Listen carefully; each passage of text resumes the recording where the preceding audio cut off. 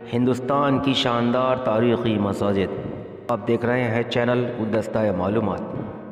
دوستو، آج ہم ہندوستان میں مسلم حکمرانوں کی طویل مدت دور حکومت میں بننے والی تاریخی اور یادگار مسجدوں کی بات کریں گے، جو وسیع و عریض ہونے کے ساتھ ساتھ فن تعمیر کا بہترین نمونہ بھی ہیں۔ آزادی کے بعد ہندوستانی مسلمان کو نگو مسائل سے دوچار رہا۔ کبھی فرقہ وارانہ فسادات نے ان کا جینا دوبر کیا تو کبھی اقتصادی مسائل ان کے سامنے سر اٹھائے کھڑے رہے۔ اس کے باوجود ان کی دینی بیداری نے انہیں استقامت بخشی اور ان کی آبادی کے ساتھ ساتھ ملک بھر میں مساجدوں میں بھی اضافہ ہوتا رہا۔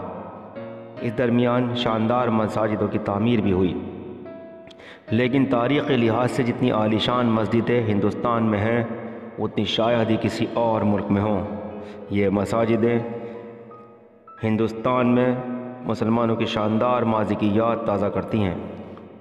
اگر کیرل کی چیرومن پیرومل مسجد کو اس خطے کی پہلی مسجد ہونے کا شرف حاصل ہے، تو دلی کی مسجد قوت الاسلام نے ہندوستان کے دل میں اسلام کے جاگزیں ہونے کا پیش کیا۔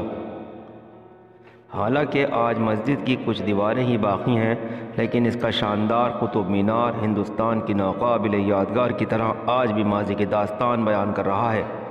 چیرومن پیرومل مسجد کو ہندوستان کی پہلی مسجد کہا جاتا ہے، حالانکہ اس مسجد کی کئی بار تعمیر ہو چکی ہے اور اس کی پرانی شکل و صورت قائم نہیں رہی۔ مختلف تاریخی شواہد اور مقامی روایات سے پتہ چلتا ہے کہ کیرل کے انصاف پسند راجہ چیرومن پیرومل نے اسلام قبول کر لیا تھا اور راجہ کے حکم سے ہی یہ مسجد تعمیر کی گئی تھی۔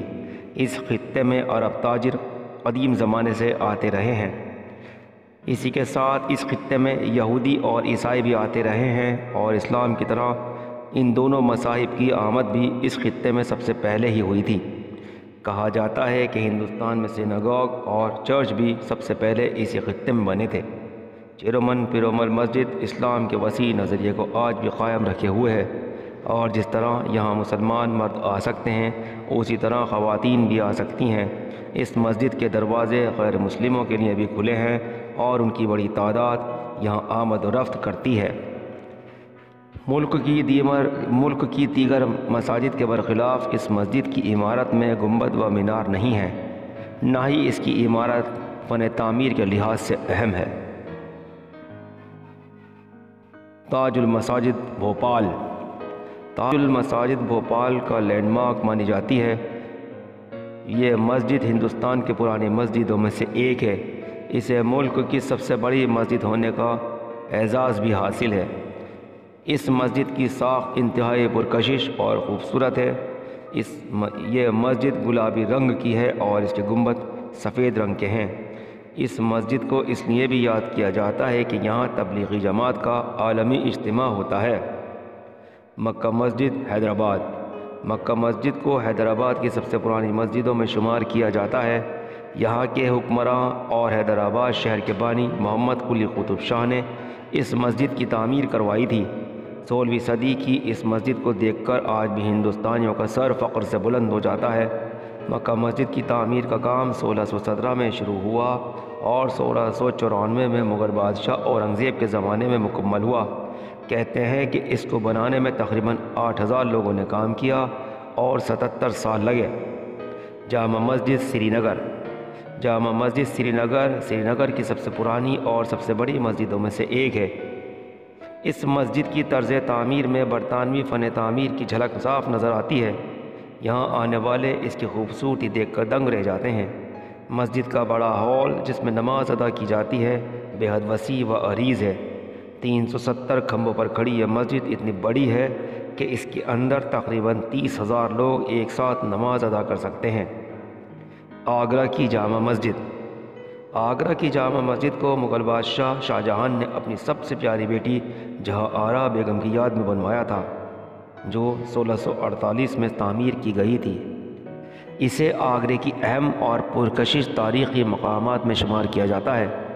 اس مسجد کو لال بلوہ پتھر اور سفید سنگ مرمر سے سجایا گیا ہے۔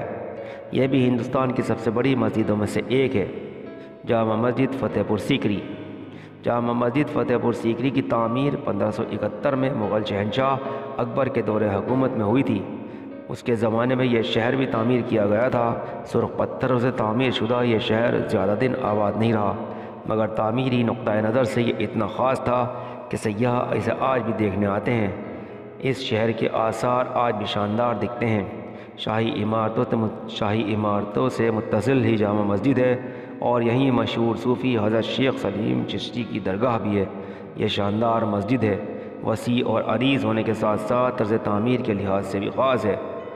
ایک بلند پہاڑی کے اوپر ایک بڑے سے احاطے میں یہ مسجد واقع ہے۔ مسجد کا برآمدہ بہت وسیع ہے اور اس کے دونوں جانب جماعت خانے ہیں۔ جامع مسجد میں کھڑے ہو کر شیخ سلیم چشتی کے مزار پر نظر پڑتی ہے، جو کلاکاری کا حیرت انگیز نمونہ ہے۔ پوری جامع مسجد خوبصورت نقاشی اور رنگا رنگ پتھروں سے سجی ہوئی ہے۔ بلند دروازے سے ہوتے ہوئے جامع مسجد تک پہنچا جا سکتا ہے۔ اس کے علاوہ یہاں بادشاہی دروازہ بھی ہے۔ اس دروازے کی خوبصورتی بھی دیکھتے ہی بنتی ہے۔ مسجد عمر۔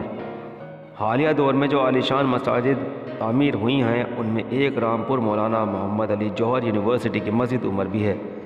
اس کی تعمیر اتر پردیش کے سابق وزیر شہری ترقیات محمد اعظم خان نے کرائی ہے۔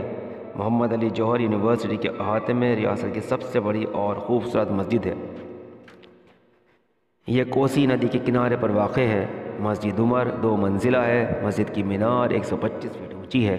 مسجد میں لفٹ بھی ہے۔ عمارت بن چکی ہے، مگر دیواروں پر اور فرش پر سفید پتھر لگانے کا کام جاری ہے۔ دیواروں پر قرآن کی آیتیں نقش ہیں۔ اس کا گنبد ترکی اور ایرانی مسجدوں کی مثل ہے۔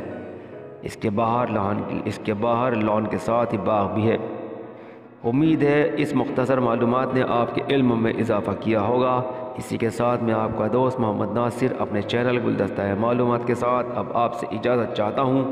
ویڈیو پسند آئی ہو تو اسے لائک کریں، شیئر کریں، سبسکرائب کریں، کمنٹ کریں۔